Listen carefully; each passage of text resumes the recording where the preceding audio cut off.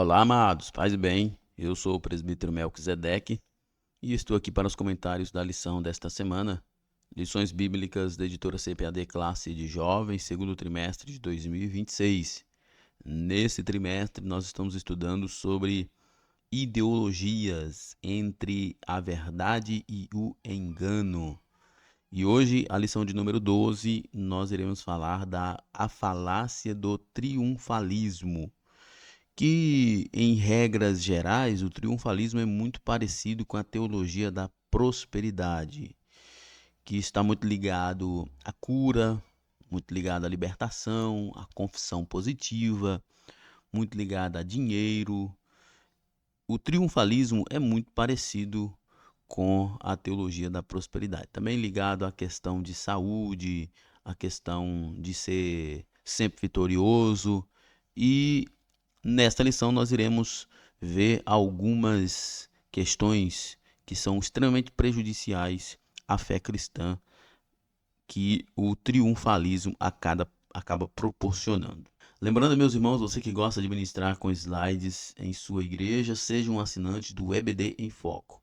Sendo um assinante do EBD em Foco, você tem slides da revista CPAD 100% baseado na revista, com imagens de qualidade e prontos para serem usados. Inclusive, os slides são editáveis e você pode fazer as mudanças que você desejar para melhor atender a sua aula. O conteúdo da assinatura contém slides das lições de adultos, slides das lições de jovens, mais bônus, slides de escatologia, slides de discipulado, sermões em PDF, curso básico de teologia e cursos diversos.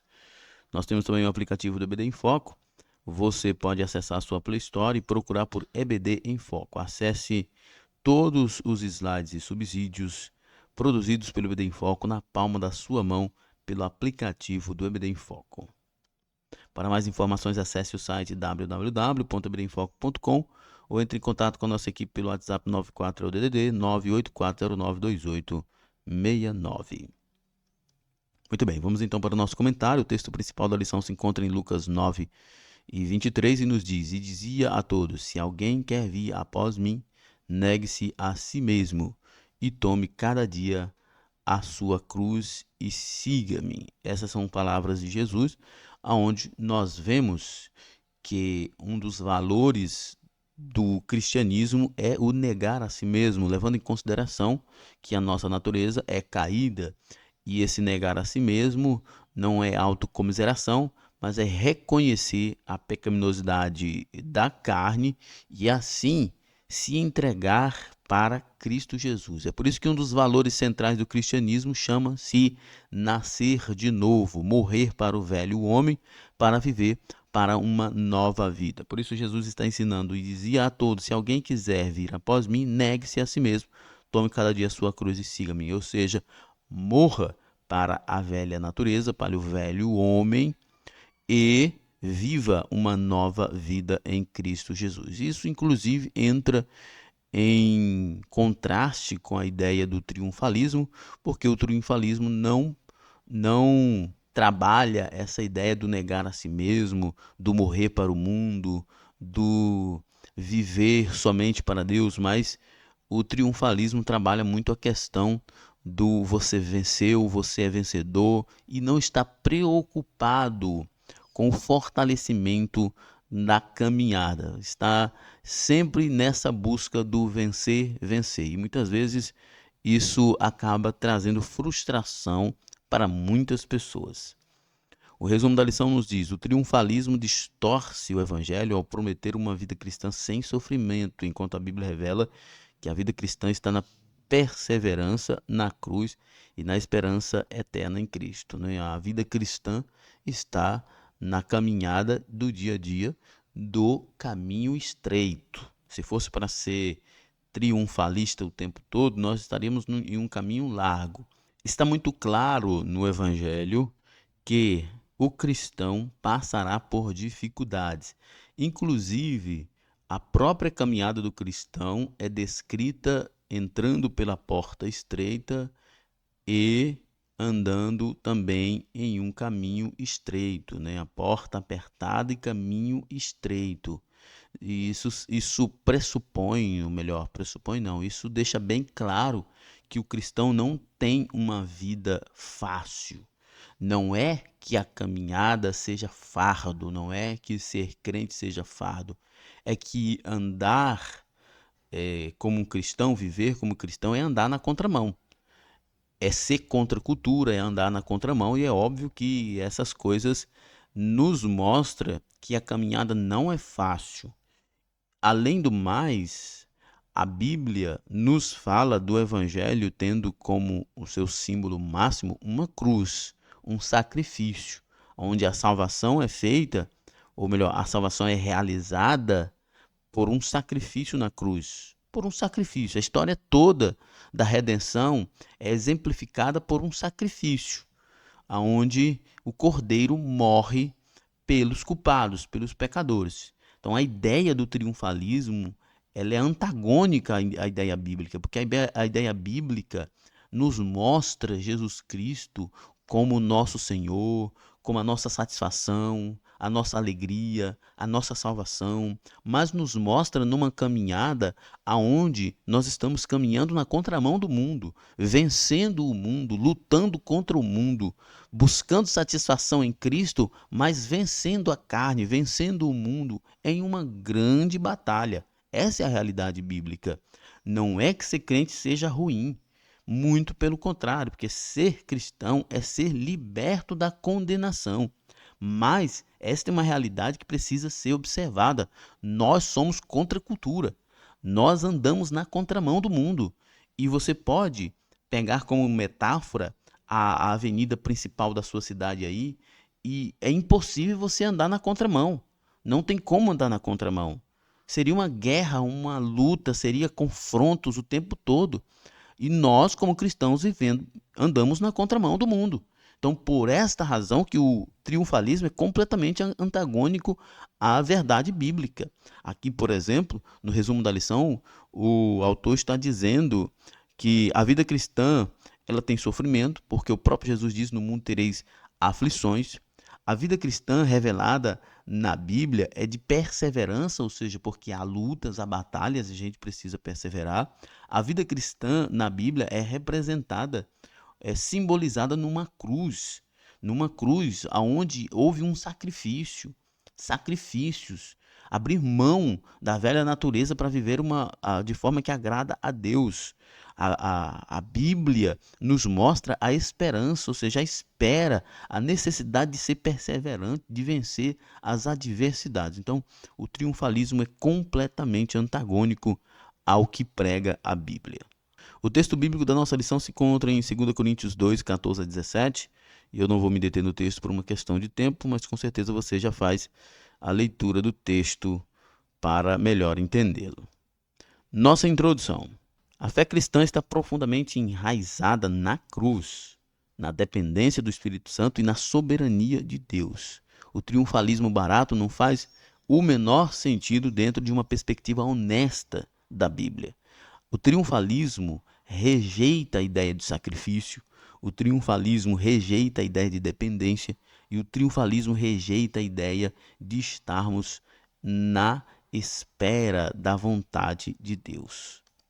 Contudo, em nossos dias cresce entre muitos cristãos um ensino que, embora revestido de linguagem espiritual, está distante das Escrituras, o triunfalismo. Não só o triunfalismo, mas muitas teorias e ensinos cristãos hereges e antibíblicos têm roupagem e linguagem espiritual. Esse é um grande problema das heresias, né? As heresias não são satanismos abertos, não são coisas espirituais antagônicas à Bíblia aberta. Na verdade, as heresias são muito sutis, sempre travestida de coisas boas. E aí é onde a gente precisa ter conhecimento bíblico para saber diferenciar essa sutileza, essa imagem de bondade, onde na verdade acaba sendo condenação.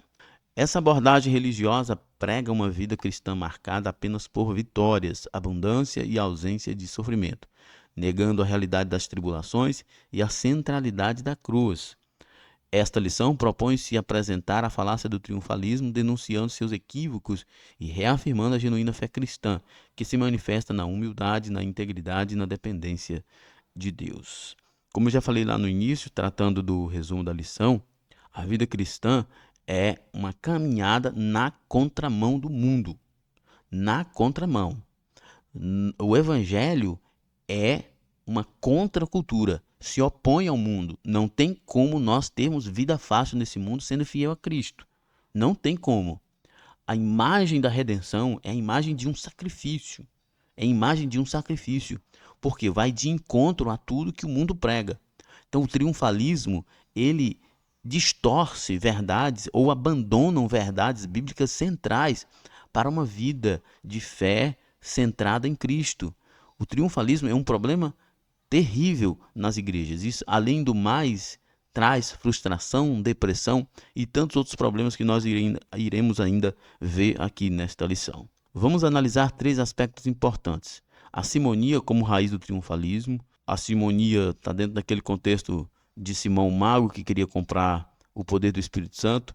Os artifícios usados por seus proponentes e a refutação bíblica dessa falsa teologia a partir da doutrina bíblica pentecostal. Primeiro tópico, a simonia e suas manifestações na igreja contemporânea. Definição bíblica de simonia. O termo simonia tem origem na história narrada em Atos 8. Trata-se do pecado de tentar comprar o dom de Deus, como fez Simão o mágico. Atos 8, 18 a 20 diz: E Simão, vendo que pela imposição das mãos dos apóstolos era dado o Espírito Santo, lhes ofereceu dinheiro, dizendo: Dai-me também a mim esse poder, para que aquele sobre quem eu puser as mãos receba o Espírito Santo. Mas disse-lhe Pedro: O teu dinheiro seja contigo para a perdição, pois cuidaste que o dom de Deus se alcança por dinheiro. Simão o mágico. Simão o mágico não compreendeu o poder de Deus e quis comprar o dom de Deus com dinheiro, porque não compreendeu, porque não entende o que é de Deus. E este evento tornou-se sinônimo de perversão do evangelho, aonde as pessoas vendem o evangelho, como nós vemos tanto na ideia triunfalista quanto na ideia da teologia da prosperidade, que são irmãs gêmeas. Ele tentou comprar com dinheiro o poder de impor as mãos para que os outros recebessem o Espírito Santo. O apóstolo Pedro repreendeu severamente, dizendo que seu coração não era reto diante de Deus, porque era alguém que queria os aplausos para si, alguém que queria os benefícios da graça, os benefícios do poder de Deus sem nenhum compromisso, sem nenhuma fé verdadeira, sem doutrina, sem levar em consideração o novo nascimento, a vida regenerada. Este era Simão o Mago, que propôs que ele queria os dons, o poder, apenas por dinheiro e não pela entrega a Cristo e pela fé. Essa atitude representa uma tentativa de transformar algo sagrado e espiritual em mercadoria, negando a natureza gratuita e graciosa da ação divina. Na prática, a simonia é a corrupção da graça. Ela nasce quando os dons de Deus, que deveriam ser recebidos com humildade e usados para o serviço, passam a ser objeto de cobiça, manipulação ou venda. Embora hoje não seja comum alguém tentar comprar o Espírito Santo com dinheiro, como fez Simão, muitas atitudes no meio cristão reproduzem esse espírito simoníaco, mas é com muita recorrência. Arrecadações mirabolantes com argumentos dos mais debochados e impuros que você pode imaginar, as confissões positivas, a teologia da prosperidade, o triunfalismo com sua confissão positiva barata de que você vai vencer, de que você não está em uma batalha, que você já é um vencedor e assim por diante. Esta é uma tentativa de tornar a graça barata, é uma tentativa, ou como diz aqui o comentarista, é a corrupção da graça. É corromper a graça, levando em consideração de que o homem está no centro e pode decidir o que quer de Deus e determinar isso por confissão positiva, como nós vimos na teologia da prosperidade, ou por dinheiro, como aqui no triunfalismo. A comercialização da fé e da bênção. A comercialização da fé é um sintoma grave da teologia triunfalista.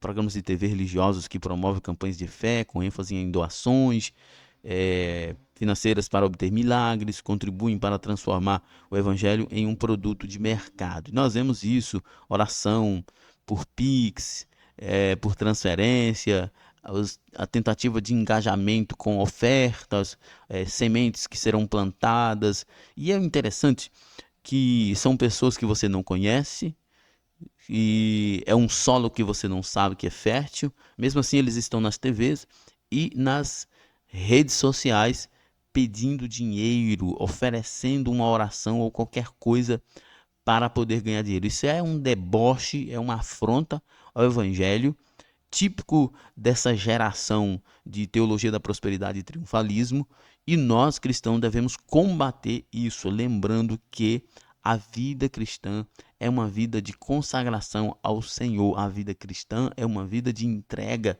ao Senhor, de rendição a Deus, levando em consideração o seu sacrifício na cruz e não as bênçãos que nós recebemos no dia a dia. Estas ideias, tanto a teologia da prosperidade quanto o triunfalismo, que são muito parecidos, como eu disse, são irmãs gêmeas, estas ideias são completamente aversa ao que está escrito na palavra de Deus. A bênção é apresentada como uma moeda de troca, e o fiel é ensinado a investir no negócio espiritual, esperando o retorno. Esse é um problema sério.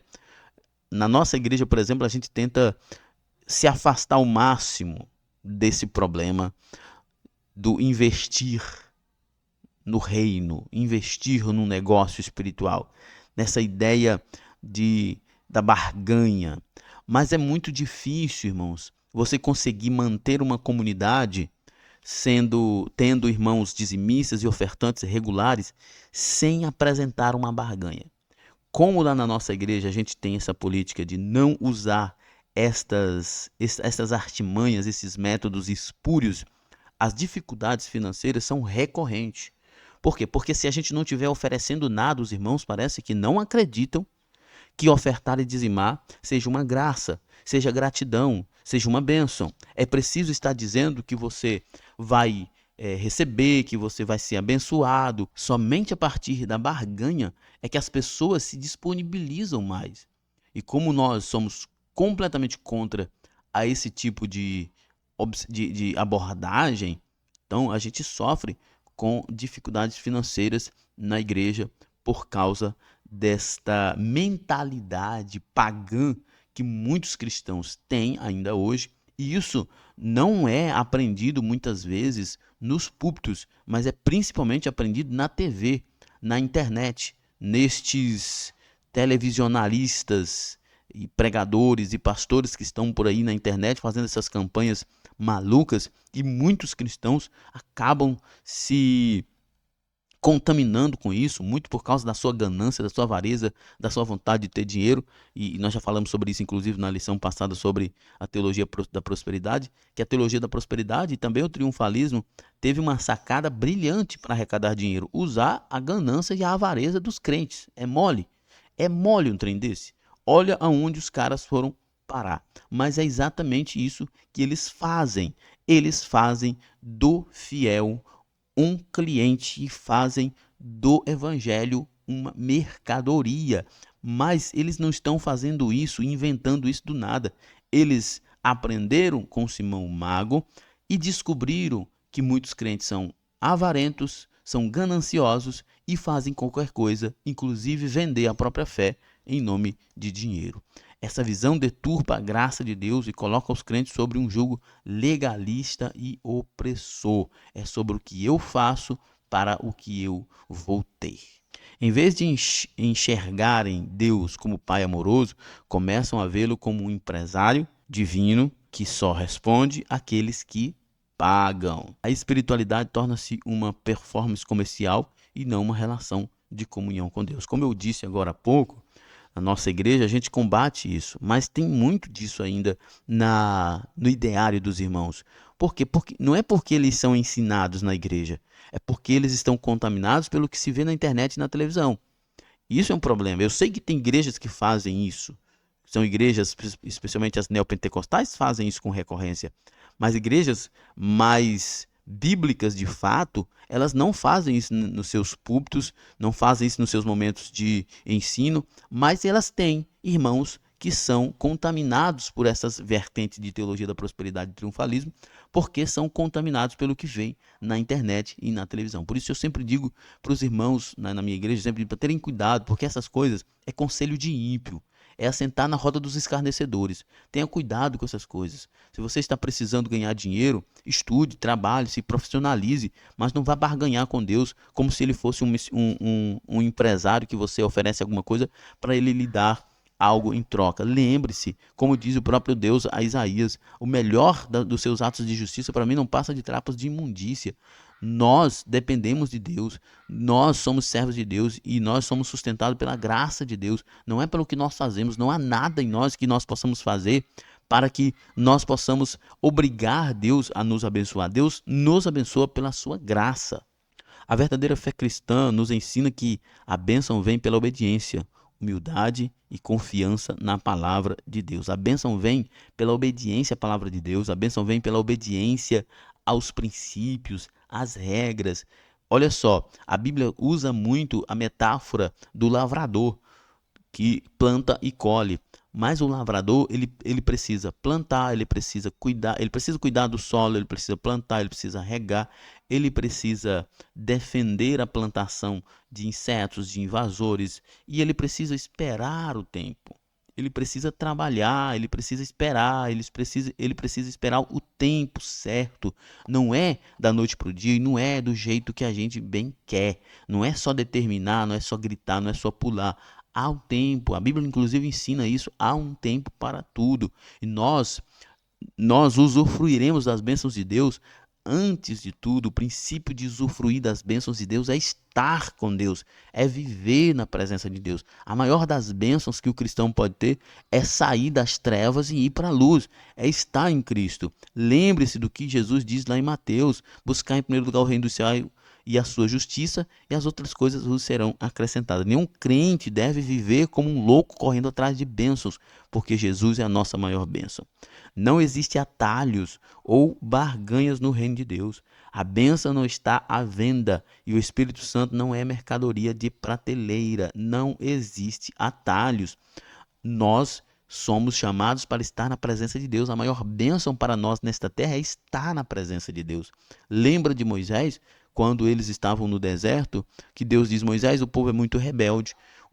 Meu anjo vai com vocês, vocês entrarão na terra, vencerão os inimigos, mas a minha presença não irá com vocês. E Moisés, então, sabendo exatamente qual é o prazer, a alegria, o gozo de ter a presença de Deus, diz: Senhor, se o Senhor não vai conosco, nós também não iremos. Se a tua presença não está conosco, nós não sairemos daqui, porque não vale a pena.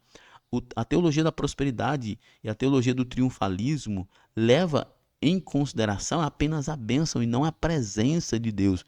Certamente, se esse povo estivesse lá junto com Moisés, eles teriam dito: que me importa a presença desde que a gente vai conquistar a terra, desde que nós teremos a bênção. Certamente eles diriam isso, mas a visão bíblica é completamente diferente. A visão bíblica nos diz que não existe atalho, não existe barganha.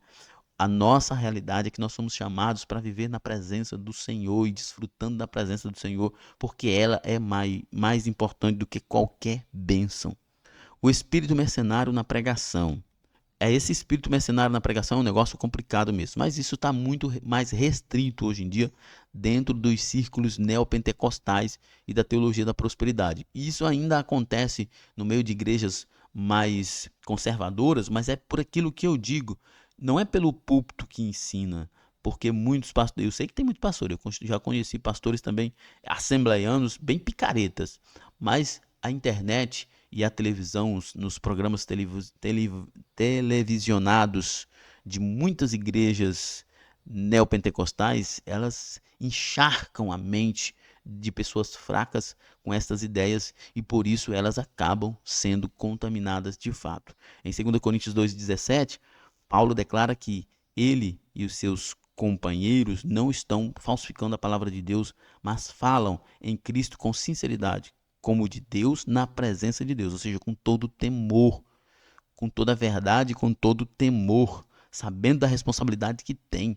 O contraste que ele faz é com aqueles que pregam por motivos escusos, movidos por lucro e pela autopromoção, sem nenhum temor, sem nenhuma reverência. Certamente essas pessoas estão numa situação complicadíssima diante de Deus e devem se arrepender, do contrário, perecerão. Hoje, infelizmente, não são poucos os que moldam a mensagem conforme o interesse da audiência, visando agradar, arrecadar e conquistar popularidade. O evangelho é adaptado, diluído e manipulado para se tornar palatável e lucrativo. Não preciso nem explicar isso aqui, é uma realidade das igrejas neopentecostais, que adeptas da teologia da prosperidade e do triunfalismo. O evangelho é a parte mais insignificante da organização deles. O mais importante é a prosperidade e os métodos. Isso está muito ligado também ao pragmatismo que nós já estudamos aqui, onde fala que os fins justificam os meios. Desde que se tem resultado, então não importa se está ferindo alguma lei ou algum valor. O pregador mercenário não se preocupa com a glória de Deus nem com a salvação das almas. Ele visa o próprio benefício, transformando o sagrado em espetáculo. Suas palavras soam convincentes, mas carecem de unção. São mensagens sem cruz, sem renúncia e sem arrependimento. São, na verdade, apenas apresentações. Muitos pregadores, inclusive, aprendem técnicas de manipulação e técnicas de ilusionismo para fazer determinados movimentos e capturar aquelas pessoas leigas e assim tirar vantagem delas. Uma certa feita eu fui em uma festa na Assembleia de Deus Missão, igreja tradicional, igreja importante, e tinha um pregador que é muito conhecido no Brasil. E ele ficava mandando a gente trançar os dedos, e ele orava e aí dizia que as pessoas não iam destrançar os dedos. Depois ele mandava a gente esfregar as mãos uma na outra e dizer que tinha ouro na nossa mão, que estava brilhando. Eu fiz tudo isso e não aconteceu nada, porque eu sempre fui cético quanto a essas apresentações, essas coisas esquisitas que não têm verdadeira transformação de vida. Então, assim, ainda tem muita gente picareta no nosso meio, terrível, terrível, visando o próprio benefício, não está preocupado com as almas, não está preocupado com quem sofre, o que é terrível, é trágico você ir para uma igreja e aquela igreja faz uma festa e traz um pregador e ele está pouco se lixando por quem lutou, trabalhou, por quem preparou o tema. Às vezes o pastor consagrou aquele tema juntamente com a igreja, esperando que o pastor pregue, que o pregador fale do tema, ensine a igreja, abençoe a igreja, e ele vem com qualquer outra picaretagem. É terrível isso. Ainda existe muito isso, mas graças a Deus, eu digo graças a Deus nesse sentido, porque está mais restrito agora dentro de um segmento, não está espalhado por todas as igrejas, mas ainda tem dentro de muitas igrejas. Os artifícios dos triunfalistas, sinais e sintomas. A ênfase excessiva na prosperidade material. A prosperidade material em si mesma não é algo errado e pecaminoso. Já falamos isso, inclusive, lá na aula sobre a teologia da prosperidade. No entanto, torna-se uma armadilha quando é colocada como evidência espiritual da bênção de Deus. Quando Jesus estava diante daquele jovem rico, e Jesus diz: como é difícil um rico entrar no reino dos céus. Os discípulos então disseram: se o rico não entra, quem então entrará? Por quê? Porque havia uma concepção dos discípulos naquele momento de que os ricos eram os favoritos de Deus. E quem era rico então era favorito, era queridinho de Deus. Mas a Bíblia nunca ensinou isso. Nunca. Na verdade, as pessoas estão querendo riqueza para satisfazer a própria ganância.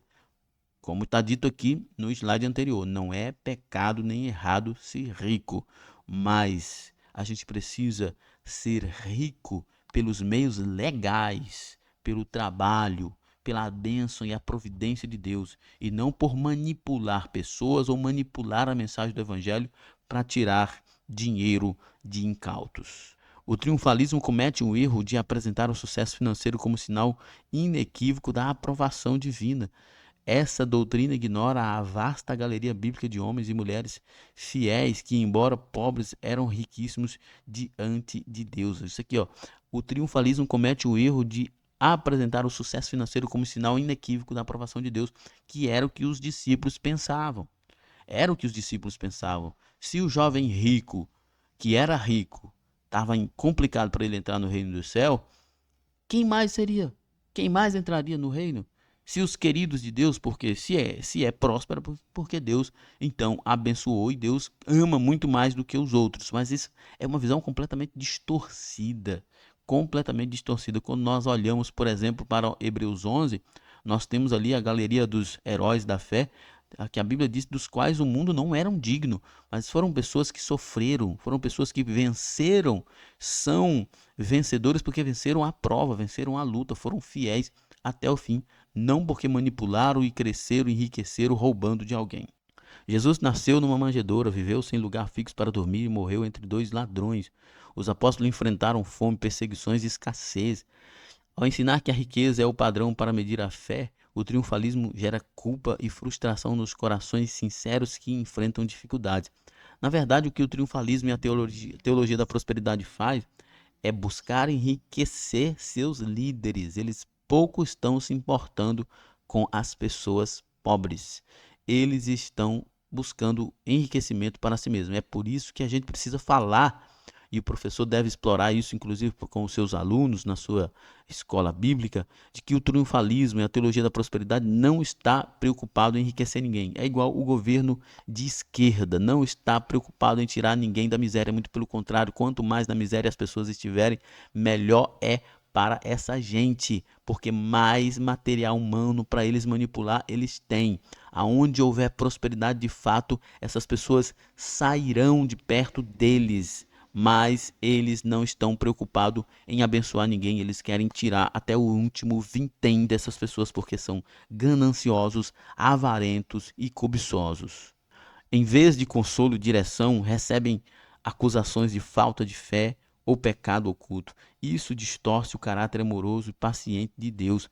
A verdadeira bênção é ser salvo, andar com Deus, desfrutar da paz interior, viver em santidade e ter esperança eterna, ter deleite em Deus, ter gozo em Deus. A riqueza pode ou não vir, mas nunca deve ser o centro de nossa fé ou o critério de uma vida espiritual. Não é critério de vida espiritual, porque a graça comum nos apresenta que a chuva vem para justos e injustos, o sol nasce para justos e injustos. Prosperidade como bênção de Deus é para quem teme a Deus, como Abraão, como Isaac, como Davi, que teme a Deus. Mas para pessoas picaretas que prosperam são, na verdade, armadilhas para a condenação delas. A doutrina da confissão positiva. A confissão positiva, em sua essência, é o ensino de que aquilo que declaramos com boca se torna realidade. Estudamos isso na lição passada da teologia da prosperidade. No triunfalismo, ela se transforma numa espécie de decreto humano que tenta obrigar Deus a agir. É apenas confissão positiva, que não tem poder nenhum. É apenas positivismo barato. É a pessoa que é otimista, é otimismo barato, é o otimismo do mais barato, daquele mais barato mesmo, não tem nada a ver com fé, não tem nada a ver com o poder de Deus. A confissão positiva, em sua essência, é o ensino de que aquilo que declaramos com boca se torna realidade. Isso é um absurdo, irmão. Que poder nós temos sobre o mundo espiritual se não for no nome de Jesus, se não for pelo poder de Deus? O triunfalismo, ele se transforma numa espécie de decreto humano que tenta obrigar a Deus a agir. Isso é absurdo. Qualquer pessoa normal não vai acreditar nisso. As pessoas que aderem a isso são porque elas são governadas pela ganância, pela avareza. Elas sabem que esse tipo de artifício vai gerar dinheiro para elas, por isso que estão lá, mas sabem que isso não tem fundamento bíblico nenhum. Nós, cristãos, não devemos aceitar essas coisas no nosso meio. A confissão é então reduzida a uma fórmula mágica: declare e acontecerá, ignorando-se a soberania de Deus, o tempo divino e os processos da vida, porque a soberania de Deus, Deus é que tem o poder para liberar a bênção e decretar qualquer coisa.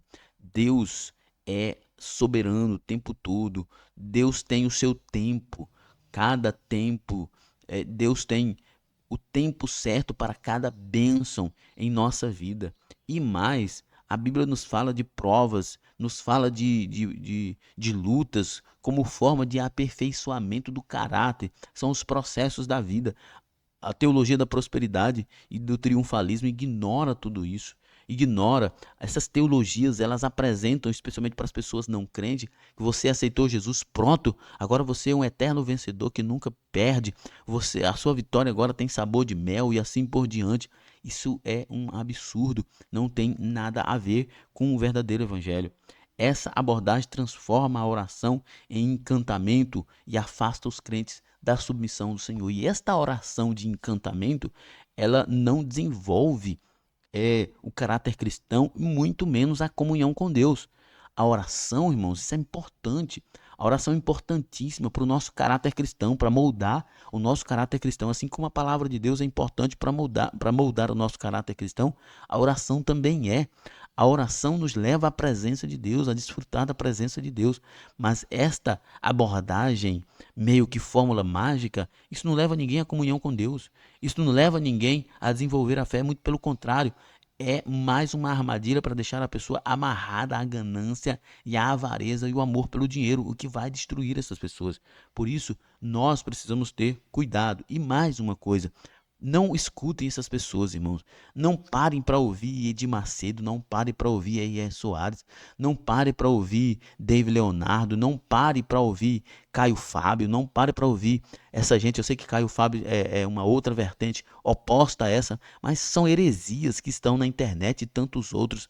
Isto, irmão, são, na verdade, conselhos de ímpios. É sentar na roda dos escarnecedores. Sai fora desse povo. Além disso, essa doutrina ensina que qualquer expressão de fraqueza, dor ou luta é um mau testemunho ou uma declaração de derrota, porque a pessoa não tem fé, a pessoa não exerceu a fé, a pessoa não se converteu, não é filho de Deus. Isso leva muitos cristãos a esconderem suas angústias e a viverem uma fé superficial, onde não há espaço para o lamento, o choro ou o pedido sincero de socorro. Olha o problema que é isso aqui, irmãos. Nós temos dificuldades. Todo cristão tem dificuldade, todo cristão peca, todo cristão tem enfermidade, todo cristão se abala em algum momento, na perda de um parente, em um prejuízo mais grave. Todo mundo se angustia. E quando nos ensinam a esconder essas angústias, quando nos ensinam a esconder os nossos pecados, porque se nós confessarmos, nós estaremos dando atestado de fraqueza, nós iremos cada dia mais para o buraco. Essa ideia do triunfalismo, ela é macabra. Ela diz para uma pessoa que está em angústia que ela é fracassada e essa pessoa se retrai, essa pessoa não confessa, não pede ajuda, entra em depressão e morre. É um negócio abjeto, terrível. Como diz aqui o texto, isso leva muitos cristãos a esconderem suas angústias e a viverem uma vida superficial, onde não há espaço para o lamento, o choro ou pedido sincero de socorro. Muita gente está precisando de socorro, mas tem medo de pedir socorro e de ser taxado de fracassado, de ser taxado de pessoa que não consegue vencer, porque a teologia da prosperidade e do triunfalismo diz que você tem que vencer, vencer, vencer, vencer, vencer, vencer, vencer. Nós somos mais que vencedores em Cristo Jesus, mas a nossa carne é fraca, nós pecamos, nós sentimos frustrações, nós entramos em depressão. Isso é realidade, isso não é utopia. E muitas vezes, na maioria das vezes, nós precisamos de companhia, nós precisamos de pessoa para nos ouvir, para nos aconselhar, para nos dar uma direção.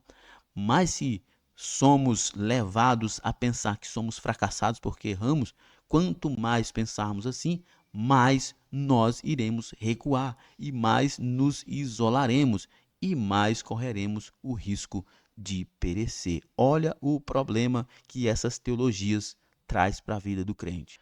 Negação da realidade do sofrimento e da perseguição. O triunfalismo prega um evangelho sem cruz, sem espinhos, sem lágrimas. Ele promete uma vida de vitórias constantes, ignorando que o próprio Cristo advertiu: no mundo tereis aflições. A perseguição e o sofrimento e a dor fazem parte da caminhada de cada cristão. Ao negar essa realidade, o triunfalismo gera crentes despreparados para as adversidades. Esse é um ponto muito importante que, de fato, é um resultado do triunfalismo. Gente fraca, um povo medíocre, um povo fraco, um povo que não consegue suportar nem a perda de um emprego. Olha que coisa mais maluca. Crentes que se perderam o emprego entram em depressão. Crentes que viveram à base de você vai vencer, sua vitória tem sabor de mel, está surgindo um novo vencedor, e outras asneiras e outras idiotices no meio gospel, mas são pessoas completamente sem estruturas. Não podem receber um não, que se desesperam. Não podem ser contrariadas, que elas saem da igreja. Elas não sabem o que é sofrer. O profeta Isaías escreve: homem de dores, experimentado no sofrimento. Jesus, homem de dores, experimentado no sofrimento. A bem-aventurança diz, as bem-aventuranças vai dizendo bem-aventurado, bem-aventurado, bem-aventurado, e chega no final, mas bem-aventurado mesmo são vocês quando forem perseguidos por causa do evangelho. Paulo diz: somos atribulados para sermos consolados, para que com a mesma consolação que fomos consolados, possamos também consolar a outros. A propósitos, irmãos, no sofrimento, até os ateus. Tem um filósofo brasileiro chamado Luiz Felipe Pondé, que ele faz até uma brincadeira dizendo que se nós sofrêssemos menos, seríamos mais idiotas, porque o sofrimento, segundo ele molda o caráter. E esta visão do Pondé não é só filosófica, ela é bíblica. Ela é bíblica. Quanto mais nós passarmos por dificuldades, nós mais seremos aperfeiçoados. Só não seremos aperfeiçoados na dificuldade se nós não estivermos com Cristo. Mas se nós tivermos Jesus, a dor, o sofrimento, a enfermidade, perda, luta, tudo isso vai nos fortalecer, porque estas coisas são processos na vida do crente. Mas nós, de fato, como está dizendo aqui o comentarista, vivemos uma geração de crentes, e aqui, por mais que os nossos púlpitos não estejam falando, estou falando dos nossos púlpitos porque eu estou falando especialmente para assembleianos mais conservadores, por mais que os nossos púlpitos não estejam propagando de forma efusiva a teologia da prosperidade e do triunfalismo, mas a internet contamina os nossos crentes. Nós conhecemos muitos e muitos crentes que cometem erros e eles não podem ser disciplinados. Eles dão mau testemunho e não podem ser aconselhados. Se o pastor chamar no gabinete, eles desviam. Essas pessoas não sabem o que é frustração, essas pessoas não sabem o que é padecer, o que é sofrer. O triunfalismo matou a dignidade dessas pessoas. Essas pessoas são escravas de um conceito de prosperidade que é, na verdade, miséria. Olha o problema. Meus irmãos, nós não podemos viver nessa ilusão. A vida é árdua. Eu falei lá no início, o símbolo máximo da nossa redenção é um sacrifício. Jesus morrendo por nós. Como diz um certo teólogo, se fizeram o que fizeram com nosso Jesus, espera-se que faça o quê? De suas ovelhas, de seus discípulos. Vocês acham que mataram Jesus, crucificaram numa cruz e fizeram o que fizeram com ele, agora as suas ovelhas, os seus discípulos vão colocar nós num pedestal? Ah, que mundo a gente vive para pensar isso, minha gente? Pelo amor de Deus. Quando a doença chega, quando a porta não se abre, quando a resposta demora, muitos se frustram, duvidam da fé e até abandonam a comunhão, pois foram ensinados a esperar apenas conquistas e triunfos. Essa doutrina também esvazia o valor redentor do sofrimento.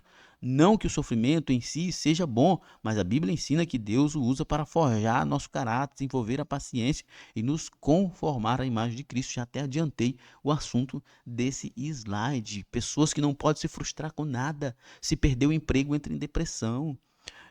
É um negócio. Os jovens que a terminar um namoro, se matam. É uma geração de gente fraca. Uma geração de gente fraca. São crentes que se adoecer é desesperador. Eu conheço pessoas que quando está enfermo é um desespero. Meu Deus do céu. Não sabem o que é sofrer, não sabem o que é padecer, mas o nosso Jesus é um homem de dores, experimentado no sofrimento. Temos que olhar para ele, e se ele sofreu, ele suportou, ele nos entende, devemos confiar nele. A cruz não é um acidente no caminho, é parte do caminho. Negar a cruz é negar o próprio evangelho.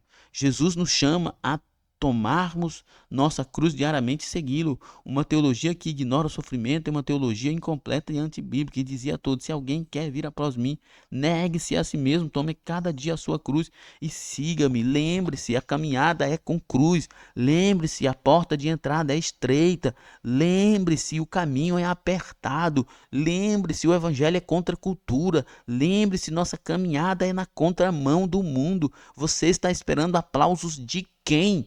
Você está esperando que você triunfe como? Sozinho, sem fé, sem Cristo?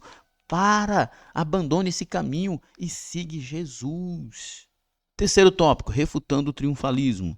O equilíbrio entre a sabedoria de Deus e a responsabilidade humana. A teologia bíblica nos ensina que Deus é soberano, ele reina sobre todas as coisas e realiza seu plano conforme sua vontade. Ao mesmo tempo, o homem é responsável por responder em fé, viver em obediência e perseverar na oração. Assim como Deus é soberano, nós temos responsabilidades. Isso é importante, irmãos. Isso é muito importante.